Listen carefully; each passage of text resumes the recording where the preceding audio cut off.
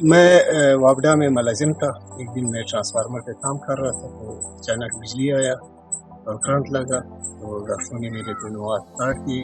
1-1.5 سال تقریباً میں گھر میں پڑا رہا. اس ٹائم سارے جو بھی آتا تھا مجھے یہی کہتا آپ فلانا صورت پڑھو، آپ فلانا صورت پڑھو، استغفار زیادہ پڑھو، آپ جو ہے نا اور تو کوئی کام کریے، ابھی ہاتھ ضائع ہو گئے، آپ تو کوئی کام نہیں کر سکتے. اس کے بعد میں نے اپنا وہ لکھنا شروع کیا. ہاتھ سے نہیں ہوا تو میں نے فون سے کوشش کیا. آہستہ آہستہ جو خط تھا وہ صحیح ہو گیا، اس کے ساتھ میں لکھ سکتا تھا. اس کے بعد ایک بندے نے، لاہور کا ایک بندہ تھا، اس نے کمپیوٹر لایا. کمپیوٹر سے اس نے بتایا، سکھایا کچھ نہ کچھ 2-3 دنوں. اس کے بعد میں نے کمپیوٹر پہ کام کیا. 2001 سے میں نے شاعری اپنی جو ہے نا محفوظ کیے رکھا، تو بعد میں کمپوز کیے. 2004 میں جو ہے میں نے پہلا کتاب چھاپا، اور 2004 کے بعد پھر آہستہ آہستہ ایک کتاب، دوسرا کتاب، تیسرا کتاب، اس طرح کرتے کرتے 18 کتابیں میرے چھپ چکے ہیں.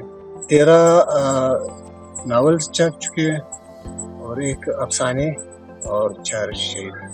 څور ته ګورم ښې وینم بیا هم نه یم مجرم، د خولې ګوله یو څوک د کلي له یو خواره یوسي.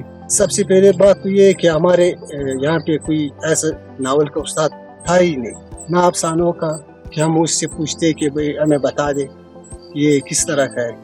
تو میں نے نور محمد طارق کی ناول پڑھے.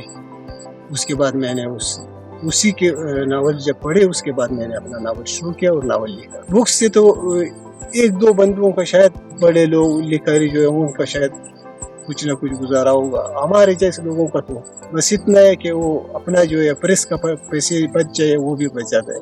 جتنے کتابیں میں نے چھاپے اس میں سب لوگوں کے پیسوں سے میں نے چھاپے.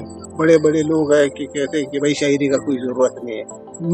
میں اس چیز کا قائل ہوں کہ بھائی آپ 1 لفظ 2 لفظ جو وہ بندہ لکھ سکتے اس کو چھاپ، پھر معاشرہ جانے، لوگ جانے، ان کو پسند ہے نہیں پسند، وہ پھر لوگوں کا کام ہے.